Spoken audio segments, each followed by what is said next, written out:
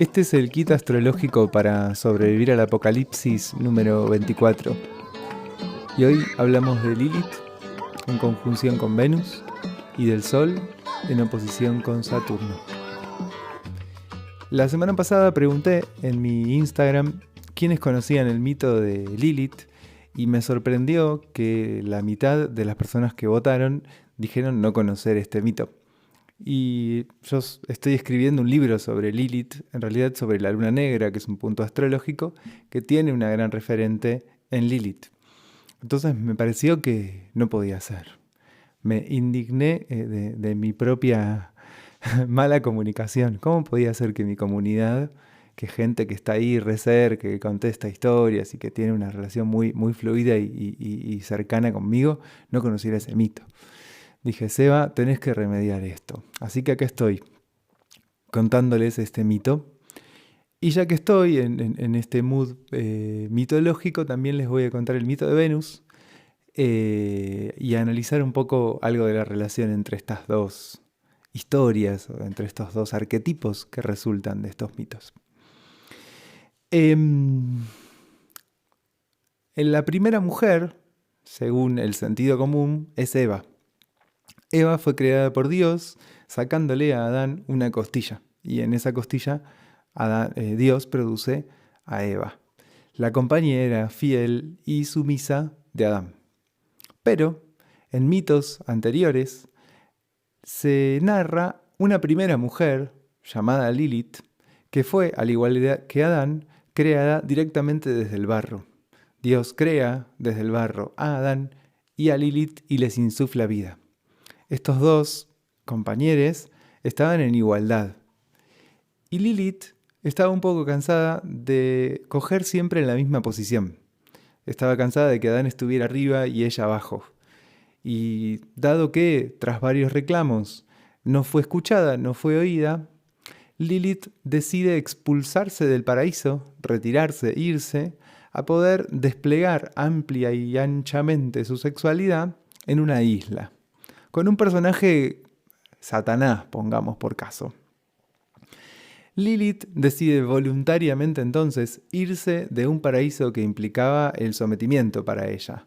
Se retira de un lugar en donde era obligada, forzada a hacer las cosas en un determinado código, de un determinado modo. Lilith, como arquetipo, representa esta potencia de rebeldía, esta potencia de autonomía y esta fuerza que nos lleva a irnos de los lugares en donde algo o alguien nos daña. Podría decir un par de cosas más que me parecen muy interesantes de este mito, que es que Lilith pronuncia el nombre de Dios. Esa es su forma de exiliarse del paraíso. ¿Esto qué quiere decir? Según la Cábala, el nombre de Dios es una palabra impronunciable, porque está compuesta de 4 consonantes, Yod, He, Vau y He. El tetragramatón es entonces ese nombre de Dios que no se puede pronunciar. En principio no se puede pronunciar porque es imposible, porque nadie puede, no es lograble. Pero además hay una prohibición. Lilith rompe esta prohibición y puede lo imposible. Ese gesto de nombrar el nombre de Dios, de decirlo, la expulsa del paraíso inmediatamente. Entonces en el mito tenemos a una mujer tremendamente poderosa que es capaz de hacer cosas muy potentes. Lilith además, desde esta mirada, conoce muy profundamente lo esotérico. Es una potencia muy enorme. Este mito se corresponde con lo que astrológicamente trabajamos con la luna negra. La luna negra en nuestra carta natal habla de estos lugares en donde aparece esa potencia de transgresión, esa potencia de exilio y esa fuerza enorme que es capaz de darle ese lugar a lo más misterioso, a lo más incognoscible, a lo más intocable, ¿no? a la mayor potencia. El mito de Lilith empieza a cobrar cada vez más relevancia contemporáneamente por todos los movimientos que se vienen dando al interior de nuestra sociedad en relación a lo que concebimos como femenino. La concepción de lo femenino, la concepción de la mujer cambió profundamente en los últimos años y mitos y arquetipos como el de Lilith tienen cada vez más relevancia y más potencia. Lilith tiene dos grandes caras y la luna negra astrológicamente también tiene esas dos grandes caras. Hay una cara tremendamente creativa, sumamente potente, en donde Lilith tiene cientos de hijos. En el mito, Lilith se expulsa del paraíso y van unos arcángeles a pedirle que regrese. Y ella dice, no voy a volver ni a palos, me tienen podrida. Como castigo a expulsarse del paraíso, Dios condena a Lilith a que se le mueran sus hijos. Cada día, 100 hijos de Lilith deben morir. Algo así era el castigo. Como venganza, Lilith es la patrona de los abortos. Lilith se encarga de llevarse a los hijos de las mujeres. Hay una condición que es que si estas mujeres se encomiendan a esos arcángeles que fueron a retar a Lilith, esos arcángeles median para que Lilith no se lleve a sus hijos. Entonces, durante mucho tiempo, Lilith fue una deidad muy temida por mucha gente y se pedía la protección de estos arcángeles para ponerse a salvo de esa patrona del aborto, que es Lilith. Pero si lo pensamos, dentro de esto está la transgresión lilítica que se vuelve destructiva respecto de ciertas cosas, los hijos de las buenas mujeres, de las Evas, que ocupan ese lugar de Lilith. Hay algo que es re importante en este mito, que es se borra a esa primera mujer. Se hace de cuenta que no está. Se hace de cuenta que la primera mujer es esa que sale de la costilla, es esa mujer sumisa, borrando es esa primera mujer con igualdad de derechos, con igualdad de origen respecto del hombre. Y Lilith de alguna forma va a buscar siempre recuperar ese lugar dentro de lo posible, dentro de lo real, dentro de la existencia. Lilith en la carta natal representa algo que está negado, oculto, tapado, escondido y que pulsa y pulsa y pulsa por retornar, por volver a tener un lugar en la vida, en lo viviente, en lo que existe. Entonces Lilith tiene mucho que ver con la destrucción, sobre todo de aquello que obstruye el espacio para esa potencia. Pero no solamente, también hay una parte destructiva en Lilith que tiene que ver con algo de lo excesivo. Lilith representa algo excesivo. En nuestra carta natal aparece como una potencia que anda a agarrarla. Y en ese anda a agarrarla, muchas veces Lilith nos lleva para el lado de la destrucción. Acá aparece mucho la idea de la compulsión. Cuando como compulsivamente, cuando tengo sexo compulsivamente, cuando hay algo que hago compulsivamente y que en ese exceso, que en ese demás, comienza a ser destructivo. Entonces estaría esta parte destructiva. Y luego está toda la parte creativa del lilítico, toda la gran potencia del lilítico, esa enorme fertilidad de tener 100 hijos al día. Que muchas veces lo que va a suceder es que esta enorme creatividad lilítica va a ser terriblemente castigada por una autoridad que busca el sometimiento, por una autoridad que busca cerrar, limitar y sobre-reprimir a estos impulsos excesivos del lilítico. Entonces tenemos en Lilith una enorme potencia creativa. Esta semana, astrológicamente hablando, vamos a tener una conjunción de Venus con Lilith. Venus entró en el signo de Libra la semana pasada y esta semana toca a Lilith. Pasa por el mismo lugar del cielo en el que está Lilith. ¿Qué es Lilith astronómicamente? Es el apogeo lunar. Es el punto en el que la luna llega a estar lo más lejos de la Tierra en lo que está en su órbita. La órbita de la luna alrededor de la Tierra es elíptica y en esa elipse hay un punto más cercano y un punto más lejano a la Tierra. El punto más cercano es el perigeo y el más lejano el apogeo. Lilith es ese apogeo lunar. Esta semana, Venus, que es uno de los planetas de nuestro sistema solar, está en ese punto o está en relación a ese punto. ¿Y qué pasa cuando esto sucede? Bueno, hay algo de esto profundamente inconsciente que trae la luna negra, profundamente corporal y visceral que trae la luna negra, que va a buscar tomar un espacio más concreto, más en la sustancia. Prometí contar también el mito de Venus. En el comienzo, el mito patriarcal de los griegos dice: en el comienzo era la nada, y de la nada surge Gea. Gea, para crear, se desdobla en Urano. Gea tierra, Urano cielo. Urano llueve sobre Gea creando todo lo que existe. De esas existencias empiezan a surgir seres monstruosos, que son los titanes. Uno de estos titanes es Cronos, es Saturno. Como para Urano los titanes eran muy feos, lo que hace es desterrarlos, los esconde abajo de la tierra, los encierra en el Tártaro porque le parecían imperfectos.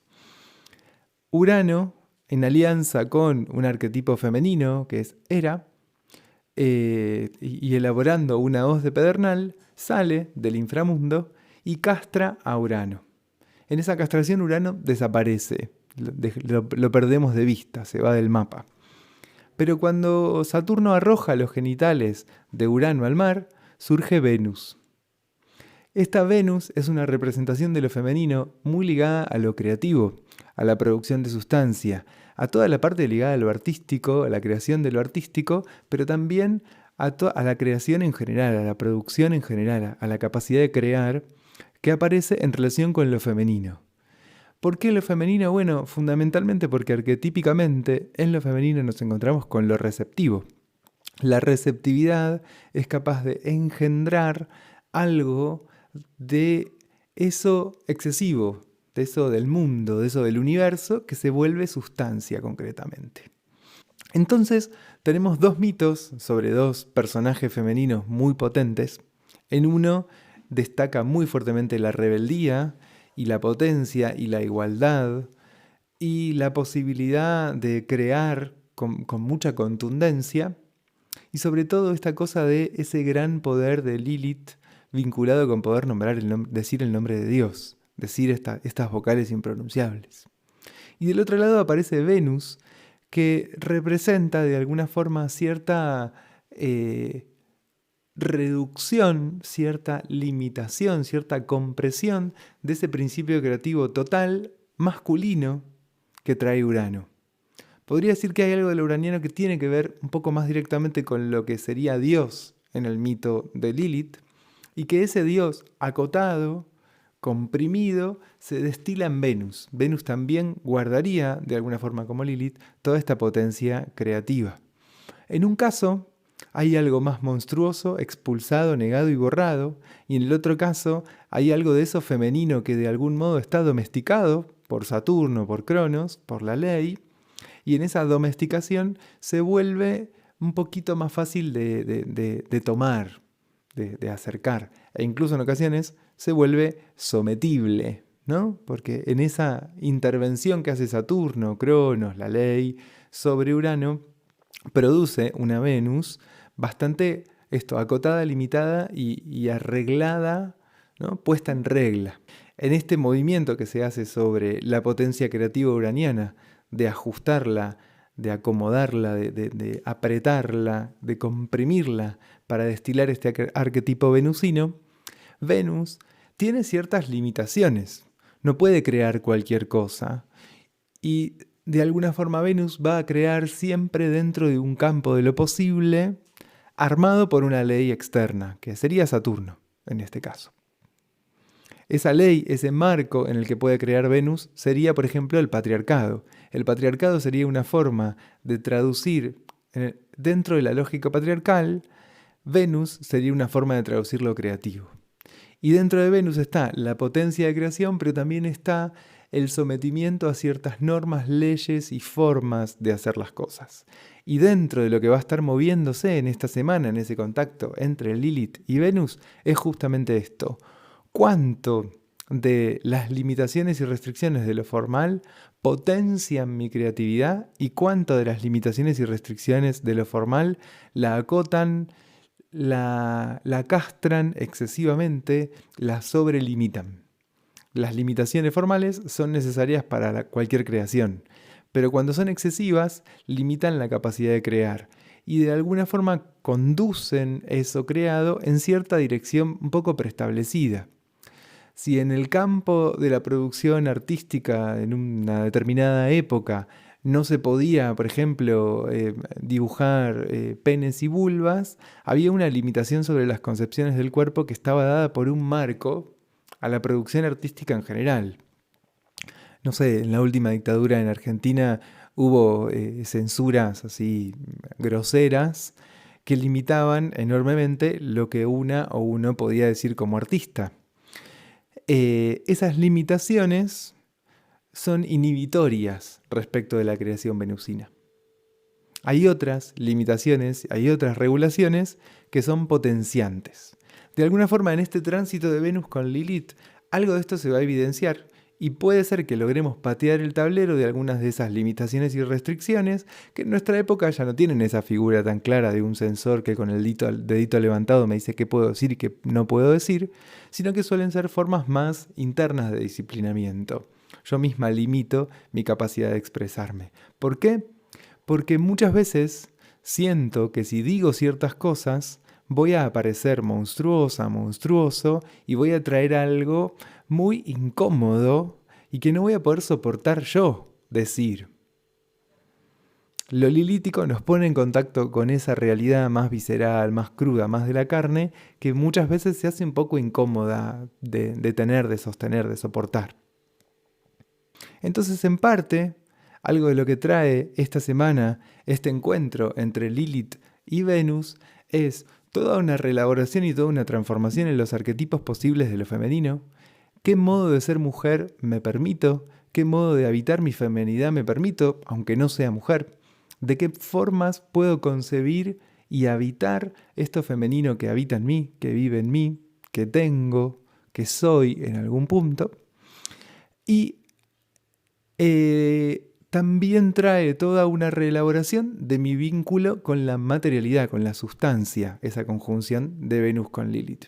Específicamente, como todo esto sucede en el signo de Libra, la cara de la sustancia que va a estar más reelaborada, más movilizada, más conmovida, tiene que ver con toda la parte de la formalidad, ¿no? Como el marco de legalidad y el marco formal, institucional, los manuales de buenas costumbres que le dan un marco de existencia a lo material, a lo tangible, a lo sustancial. Humanamente hablando, las cosas son el resultado de cruzar la sustancia pura con algo del orden de lo simbólico. En Libra nos encontramos fundamentalmente con algo de esto de orden simbólico que se intersecta con la sustancia más bruta. La transformación más profunda que va a traer esta conjunción de Venus con la luna negra en Lilith tiene que ver con este plano de lo sutil, de lo simbólico y de lo intangible. Dentro de esto también nos vamos a encontrar claramente con una gran conmoción en la esfera de lo vincular, algo va a estar moviéndose mucho. En nuestros vínculos pueden aparecer cosas que tengan que ver con el reconocimiento, con la mirada del otro, que sean muy transformadoras, que sean muy reveladoras. Pueden aparecer cosas tanto reales, concretas, ciertas, como cosas muy fantasiosas, ¿no? Que haya algo muy desproporcionado. Muchas veces con Lilith lo que encontramos es que hay un vacío, es que hay una ausencia, que se puebla y que se llena muchas veces con algo medio fantasioso. Cuando hay una persona muy lilítica, suele pasar que se proyecta sobre esa persona un contenido bloqueado y vedado en el inconsciente, ¿no? Viene alguien que tiene Lilith en el ascendente, el Sol conjunción con Lilith, y uno enseguida tiende a proyectar sobre esa persona algo del propio contenido oculto, velado y guardado de este punto, de esta posición orbital. El otro gran tránsito del que quiero hablarles esta semana es la oposición entre el Sol, que está en Virgo, y Saturno, que está en el signo de Piscis. Una de las cosas que trae este tránsito es cierto registro consciente de lo que viene pasando en este tránsito de Saturno en Piscis. Es un tránsito que en general lo que hace es limitar y comprimir nuestra imaginación, limitar y comprimir nuestras fantasías y forzar de alguna forma a que nuestro inconsciente adecue un poquito mejor lo que yo creo sobre las cosas a lo que las cosas son, lo que mi fantasía hace para recubrir mi contacto con la realidad y lo que la realidad es. Es un tránsito, el de Saturno por Piscis, que va a ir en su gesto de compresión, en su avance comprimiendo, va a ir justamente sintonizándonos un poquito mejor con una realidad que está más allá de mi voluntad, que está más allá de lo que yo creo, quiero, considero, imagino, fantaseo. Nos va a ir poniendo en contacto o intentando poner en contacto con una realidad que nos trasciende. En esa limitación de la fantasía hay un gran regalo, que es poder ahorrarnos un montón de energía que normalmente vamos a drenar y se nos va a fugar y se nos va a ir en este intento de lograr lo que es imposible. Cuando tengo un poco más de conciencia sobre lo que las cosas son, puedo ajustar mis esfuerzos para buscar lo posible. En esa búsqueda de lo posible voy a encontrarme con escenarios satisfactorios. Esos escenarios satisfactorios me van dando algo. Entonces tejo con la realidad cierto lugar de intercambio. Pongo, algo vuelve, construyo, algo retorna. No es un poner incesante, porque si nunca llego a ningún lugar, yo trabajo y subo, pero no hay nunca ninguna meta. Si no hay nunca ninguna meta, no hay nunca ninguna satisfacción. Y nunca cambia el tono. ¿Qué quiero decir con cambia el tono? Quiero decir, voy subiendo tosuda y esforzadamente. Llegué a la cima. Puedo descansar un ratito. Tengo sed, ¿dónde hay agua? Tengo hambre, voy a comer algo. Puedo dedicarle cierta atención y cierto espacio a otras necesidades, a otras búsquedas, a otras preguntas, y puedo incluso darme un cierto espacio para revisar mis objetivos. Bueno, ¿voy para allá o para allá? ¿Cuál es el camino que me permite desplegarme más realmente? ¿Estoy siguiendo esa meta porque yo quiero seguir esa meta o hay algo ahí que alguien más quiere en mí o que alguien más quiere para mí? Son todas cosas que yo me puedo preguntar en estas escenas en donde aparece cierta satisfacción. Si yo lo que busco es imposible, esa cima es inalcanzable y por lo tanto nunca llega ese otro tono, más reflexivo, más suave, más lento, más receptivo incluso diría. Voy a estar siempre en un tono activo de esfuerzo. Este Saturno en Piscis nos invita a poder acotar un poco esas fantasías, dándonos espacios para poder de algún modo llegar a encontrarnos con este espacio de satisfacción posible. ¿Por qué? Y porque en cierta medida lo que va a hacer Saturno en el signo de Piscis es licuar las autoridades que incorporamos, las autoridades externas incorporadas, y desde ahí poder bajarle un poco el nivel de exigencia a ese Saturnino que hay dentro nuestro.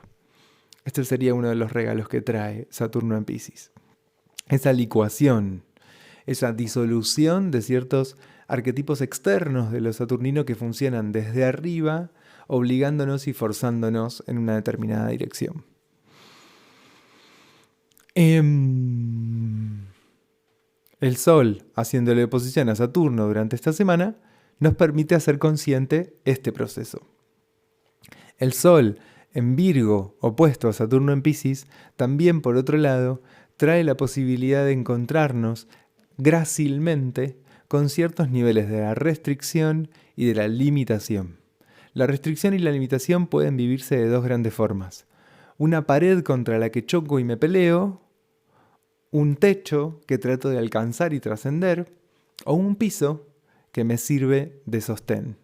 Por un lado estarían las paredes y el techo, y por el otro lado el piso. La relación más pródiga con lo saturnino tiene que ver con este lugar de piso.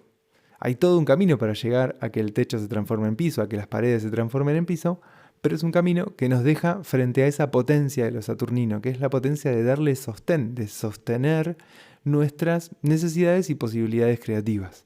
¿Qué es lo que yo quiero hacer? Sea lo que fuere que yo quiero hacer, voy a necesitar a Saturno para poder hacerlo.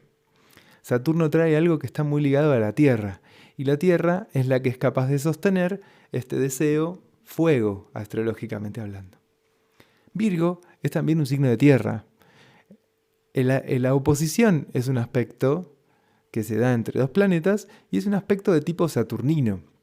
Entonces, por todos lados, esta oposición del Sol en Virgo con Saturno en Piscis habla de el encuentro con limitaciones y restricciones. Desde ahí tenemos estas dos grandes posibilidades. ¿Voy a querer chocar, golpear, correr estos límites? ¿Voy a querer transgredir estos límites? ¿O voy a tener una relación más o menos potente con estos límites que me permita crear? La gran diferencia entre una Lilith destructiva y una Lilith constructiva tiene que ver con esto, con la regulación. Si yo a toda esa potencia lilítica le doy algunos espacios vitales y saludables en donde desplegarse, la fuerza de la vida va a poder crear en mi propia vida algo muy rico, muy sustancial, muy potente. Si yo sobre reprimo la fuerza de lo lilítico, va a haber algo destructivo. Primero porque destruyo la propia fuerza vital que implica Lilith, la propia potencia creativa que implica lo lilítico. Pero segundo, porque esta fuerza absolutamente ingobernable va a salir por cualquier otro lugar. Y en general esos otros lugares van a ser lugares nocivos, dañinos y destructivos. Entonces, la buena relación con esos límites, con esas restricciones y con estas imposiciones de la realidad nos permite desplegar la propia fuerza creativa de una forma saludable, potente y más ligada a la pasión que a la patología. Otros tránsitos de esta semana son que el 7 de septiembre Mercurio, que está en Leo, va a hacer cuadratura con Urano, que está en Tauro. Acá se da la posibilidad de entender y de nombrar algunos de los movimientos que venimos produciendo en términos materiales en nuestra vida. Por ahí poder compartir con personas ideas que se nos ocurrieron y proyectos que venimos gestando internamente. El 7 de 9 es un buen momento para poder sacar a la luz algo de lo que viene cocinándose adentro durante los últimos tiempos. El 8 de septiembre es el día que el Sol va a estar en oposición con Urano. El 9 del 9, Mercurio, que estuvo en Virgo, retrogradó y volvió a Leo, vuelve a entrar en el signo de Virgo. Mercurio es el regente de Virgo.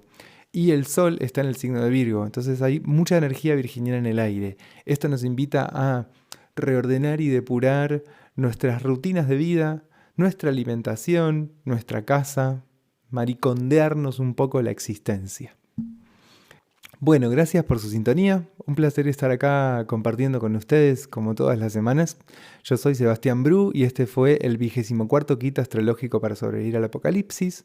Pueden seguirnos en nuestras redes sociales, en Instagram, sebabru.espacio-interior-astro, en Facebook Espacio Interior Astrología o Sebabru. Pueden seguirnos también en YouTube, en Spotify, en Amazon Music, en Apple Podcast o en su plataforma de podcast favorita. Gracias por poner sus comentarios, sus me gusta, siempre darle de comer al algoritmo ayuda a que este podcast sea cada vez más conocido. Compártanselo a sus amigues, comenten y pongan likes. Nos encontramos la semana que viene.